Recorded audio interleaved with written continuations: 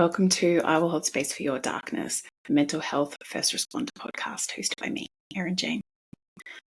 This is the first episode, so welcome. I just want to take this opportunity to introduce myself. Obviously, as you can probably tell from the accent, I am Australian. And probably goes without saying that I say fuck a lot. So if you have delicate ears, I just wanted to give you the heads up. If you are a first responder, then you should probably feel right at home. So I just wanted to give you a little bit about my background. So I was a police officer and a detective in Australia before meeting and marrying my husband, who's an American firefighter, and moving over here. So I currently live in Boston, originally from Melbourne. And when I came to Boston, I also previously worked as a crisis counsellor at a suicide prevention organisation.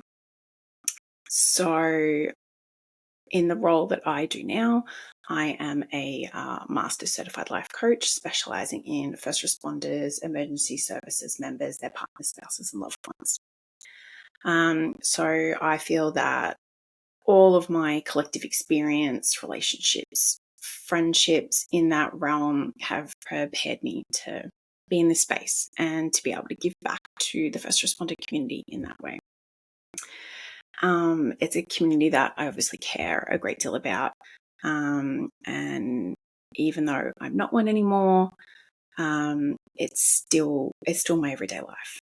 You know, I'm married to one. So many of my friends and family are still first responders.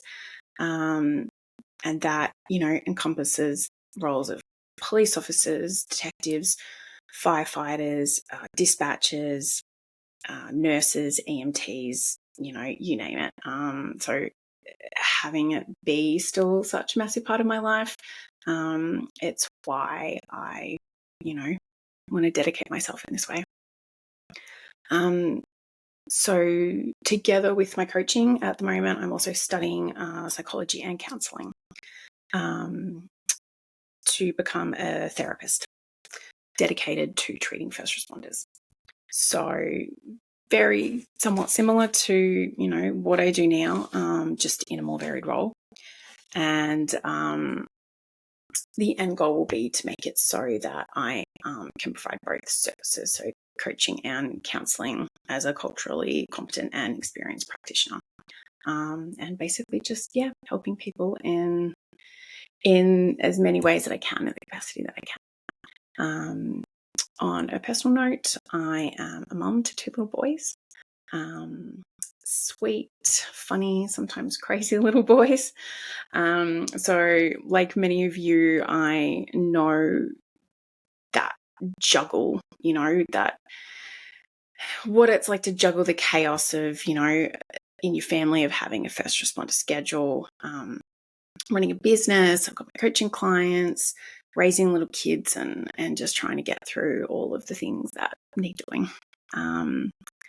And I guess one of the points of this podcast is really to just be raw and authentic in that way. Just, as you probably find with most Australians, there's generally a pretty strict no bullshit policy when it comes to me, because life is busy and it's messy, and at times, especially when you throw in, sort of like the challenges that go along with first responder schedules, extended absences, exposure to trauma, stress, sleep deprivation, and then also coming at it from the perspective of being a spouse. So your partner being gone a lot and you shouldering the load of, a lot of the burden of, the parenting responsibilities, the household responsibilities, attending special occasions alone, juggling your own wants, needs and commitments and trying to facilitate that around their schedule and, having it impact your life a lot. Not to mention like unexpected OT and all that kind of thing. So this podcast isn't just for first responders, even though it is a, first responder mental health podcast. It's also for the spouses too. because the conversations that I want to be having on here, I want them to reflect both sides of the coin, encompass, both viewpoints, both perspectives, because ultimately that's my experience too. Like, I know what it's like to be the first responder going to work and having to, set aside any and all of like the bullshit from your home life and just really, focus on what you're dealing with at work at that time. And just having that, level of like disassociation, because sometimes, you actually really need to focus on what you're doing. But I also know what it's like to be that, the spouse left at home, often for extended periods. And, sometimes, in the throes of it with young kids, a messy house, and just, no help or support for a while, and makes you want to just, tear your fucking hair out. So it's all of those nuances of a relationship in that environment, that has its own, unique set of challenges. And that's, part of the thing that I want to be here to talk about. So I want to go back to the start and just explain a little bit more in depth about my experience, so you get an idea of who I am, what I'm about, and where I'm coming from in regards to this. So I was a police officer back home in Australia for like 8.5, 9 years, I think. So I obviously started out in uniform. That encompassed like working on the street. So we call it the van, the divisional van. Worked in the watch house and the police station. I worked at a police station that had cells. So I worked with crooks in there. So primarily out on the road, that instantaneous you call for help, I'd be rocking up. So I did that for a few years, as well as I did some plainclothes secondment work, worked on a burg crew and a detective office for a few months, did a 12-month stint at what was called like a divisional tasking unit, where you handled a few sort of more longer in depth investigations, and dealt with like, sort of services for the first time. So maybe surveillance unit, stuff like that. So yeah, and eventually that led to, my career trajectory was that I wanted to get into the detective side, so criminal investigations. I worked my way in that career direction, and that ended me up working in the crime department, where I got my position as a detective. So I did about 6 months in at the drug task force. And then that eventually led to the position that I ended up with at the armed crime squad. So that encompassed sort of like the high level of investigations, obviously robberies. We used to also investigate kidnappings, non-fatal shootings, and aggravated burglaries of a certain nature and description. So that was, sort of really one of the highlights for me. It was where I'd always wanted to end up, and I got my dream job, my dream position as my first detective role. So I was incredibly fortunate in that respect, and I really loved working there, and I loved the work. It was very dynamic in nature. Obviously, you could just walk in the morning and there'd be a red sign on the door, and that meant that there was a kidnapping in progress, and we had to go to the command center of where they were run from, and it could be awesome, or fuck, I had so much to do today, and that's all just gone out the window. But I think with any environment like that, as much as the work is amazing, I think it also comes down to the people that you work with and the friends that you make along the way.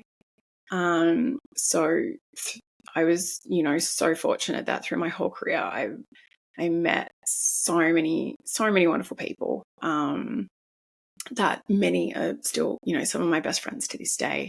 My absolute best friend in the whole wide world, I met her day one at the police academy, and we have been joined at the hip ever since. So a lot of my friends back home in Australia are still in first responder roles, and I think with the job in, whether it's law enforcement or any other first responder realm, I think it is the people that really make it. They can make it awesome, or it can make it really shit. I was fortunate that most of the time was great, and met some wonderful people along the way. And if I'm honest, like, I'd probably still be working with the police force if I hadn't met my husband. I'd never sort of had any intentions to leave. It was the job I thought that I would always do. So yeah,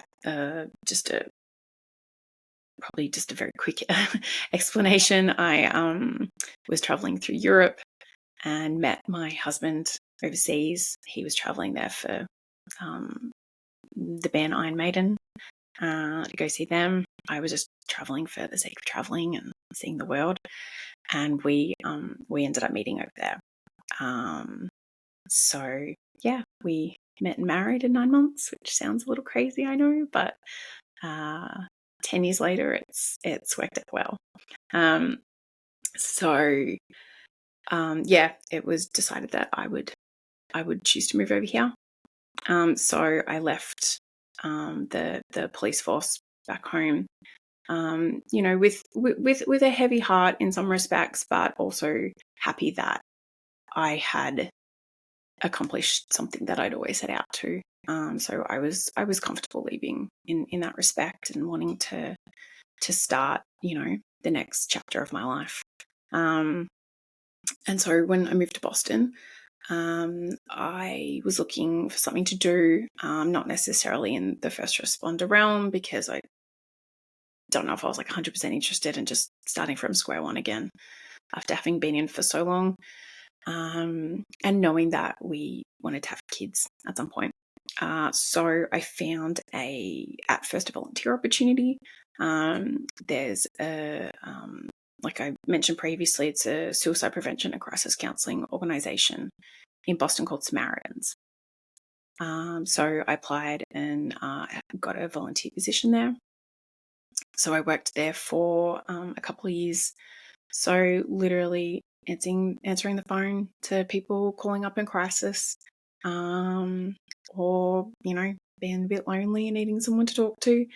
And I found that, incredibly rewarding. And again, I was fortunate enough they offered me a paid position to be a supervisor there.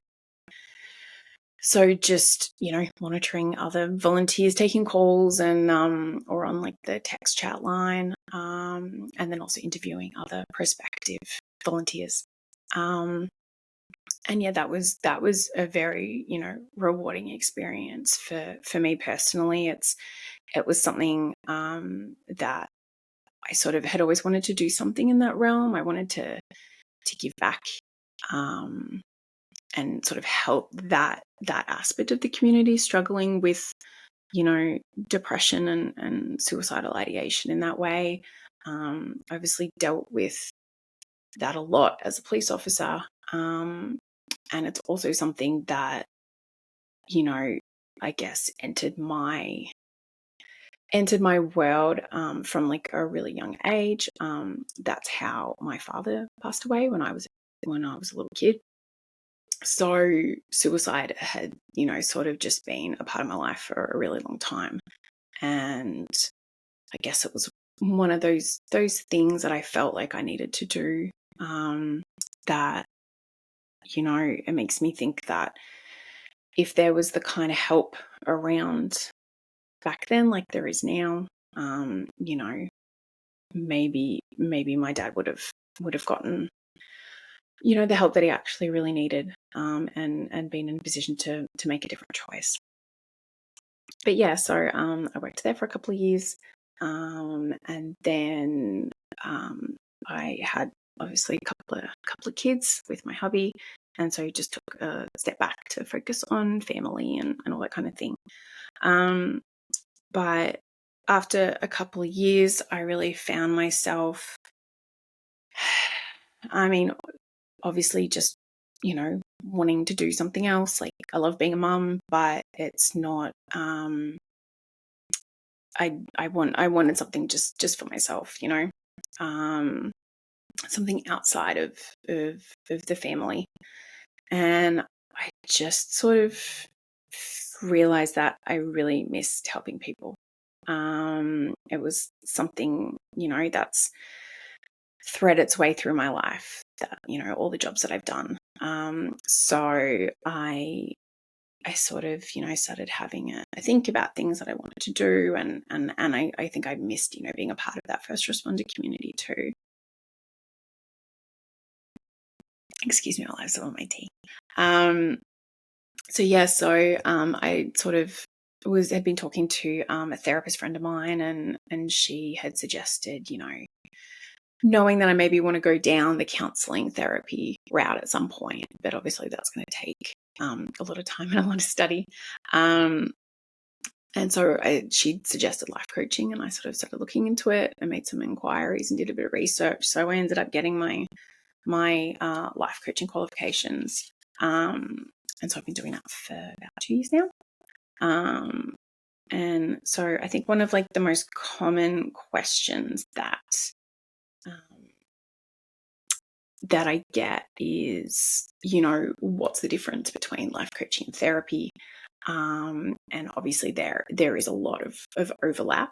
Obviously, a therapist goes to school for a hell of a lot longer, and they have a degree. And I guess the main thing when it comes to therapy is you see a therapist if you are having, or struggling with a mental health condition, because they can make an assessment, they can diagnose you, they can, treat, obviously offer treatment and try to help reduce your symptoms, and then obviously help facilitate, if you need some kind of medication, going to see either your doctor or psychiatrist or something in that respect. So obviously a life coach is not that.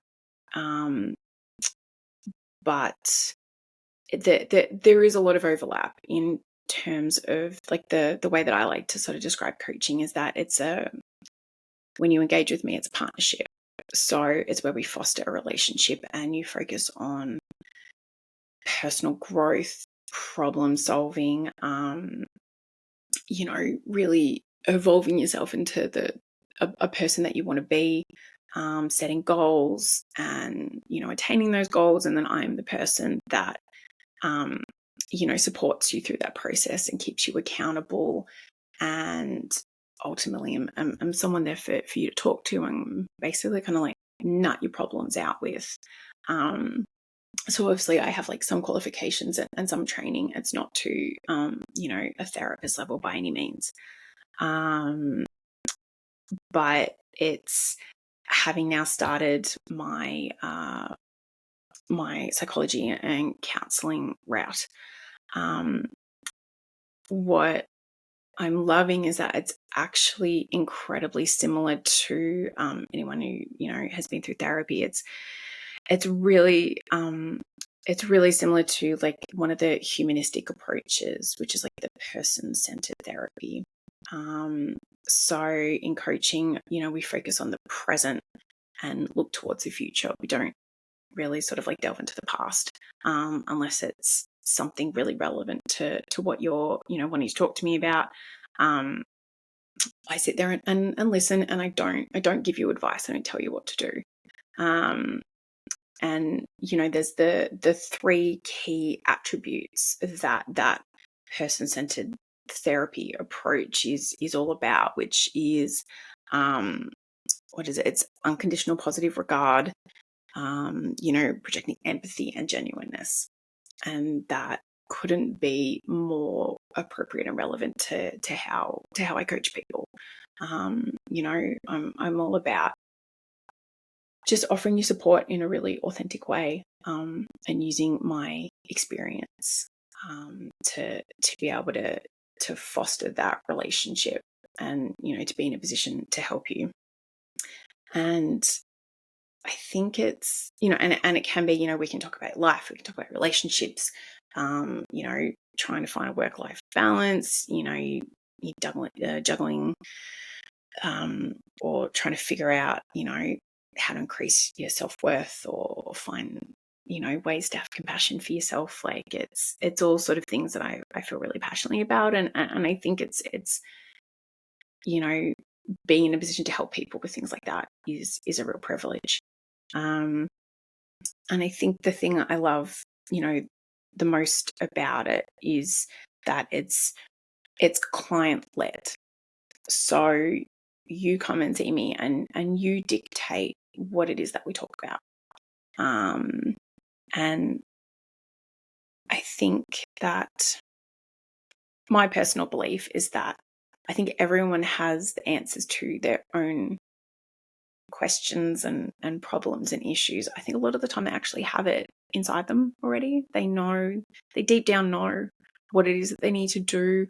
And they either just don't have anyone asking them the right questions, or they don't have anyone giving them their undivided attention and actually listening appropriately. And especially when it comes to the first responder population,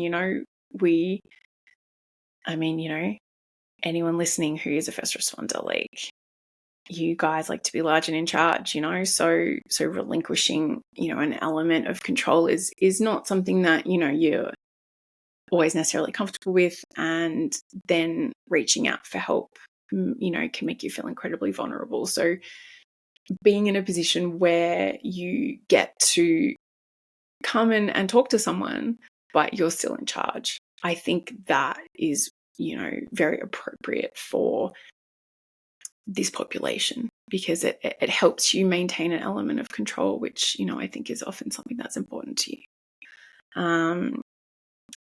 But yeah, so when it boils down to it, the main difference is that, if you think that you have a mental health condition, go see a therapist.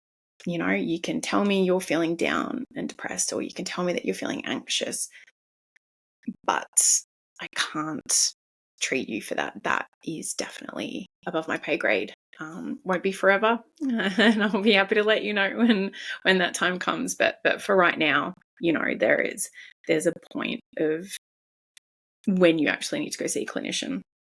So, to come and see me, maybe you're just having a hard time, you've got some either work or relationship problems, and you need to talk to someone.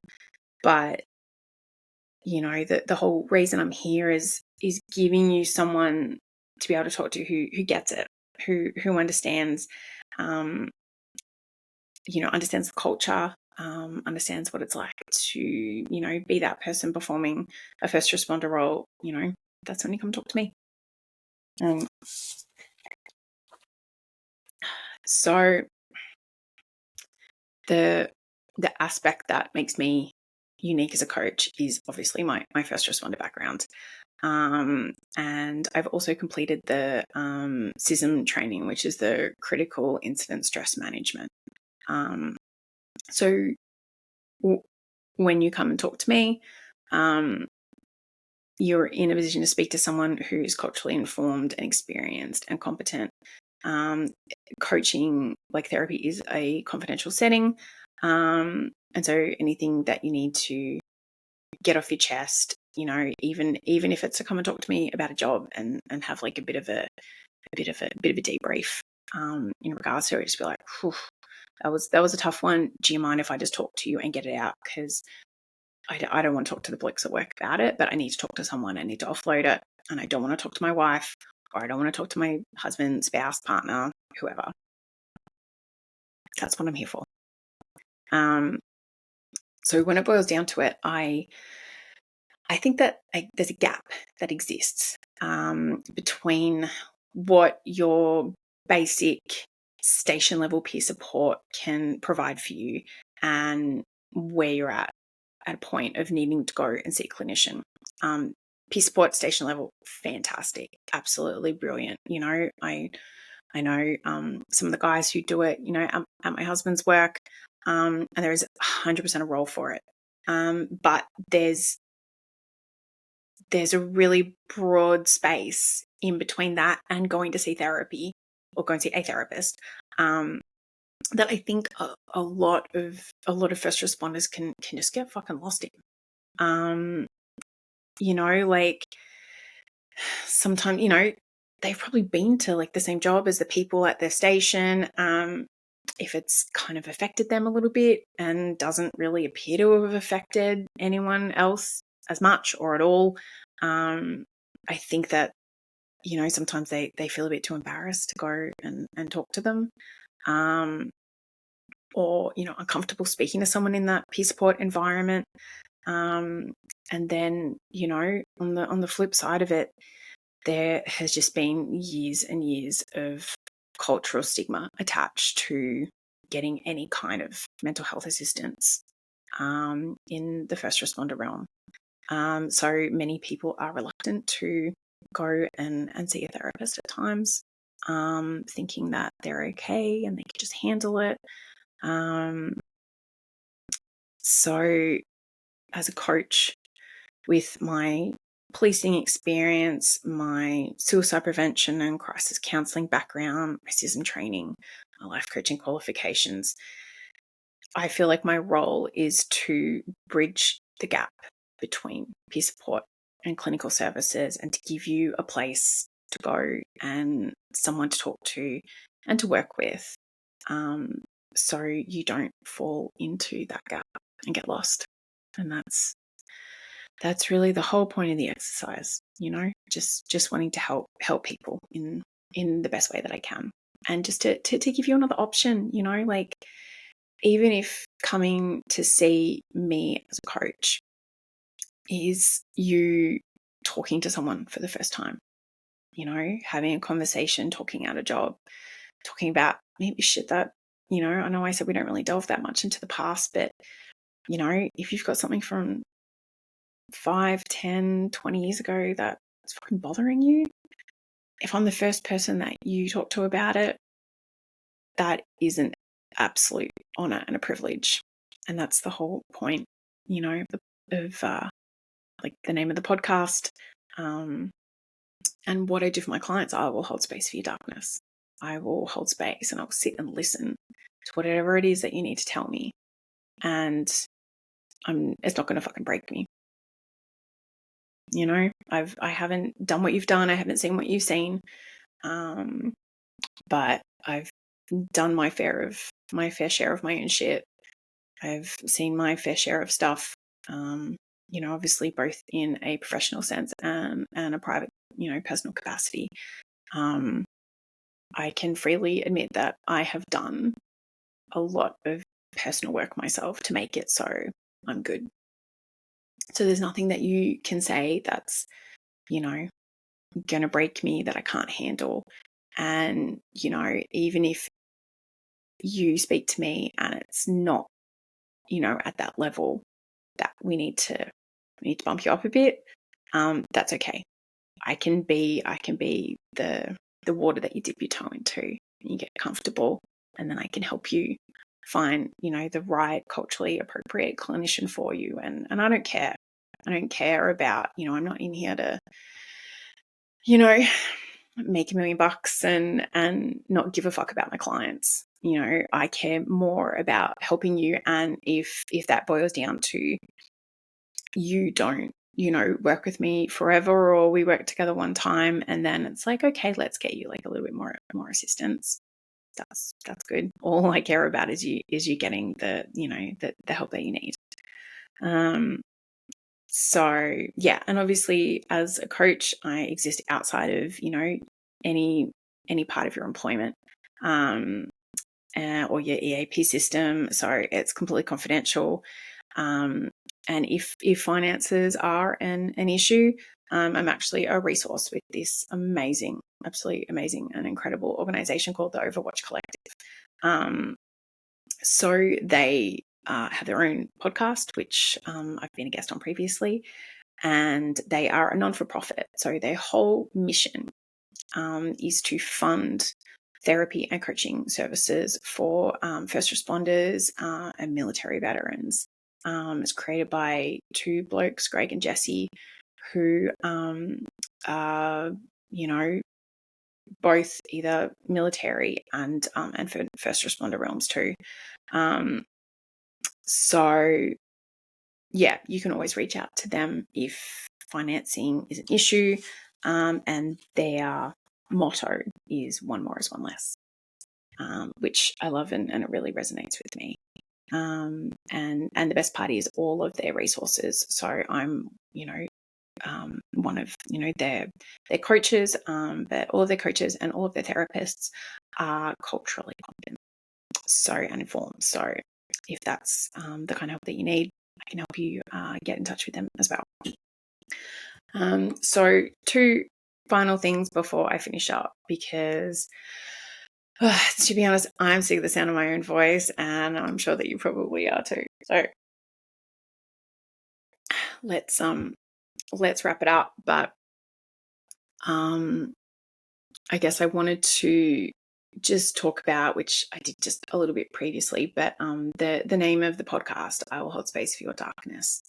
It is, like I said, the ethos and the motto of my coaching business.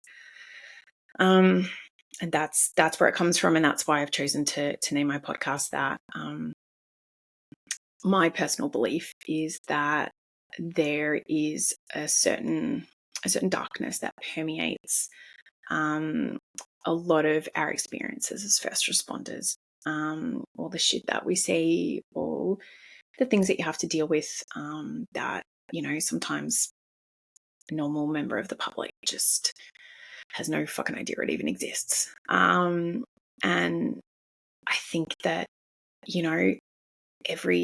everything we do and every experience we take away, we carry that with us.